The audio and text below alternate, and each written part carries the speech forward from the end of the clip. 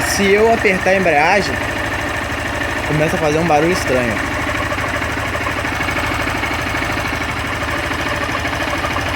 No ponto morto. E se eu engatar qualquer marcha, o barulho aumenta.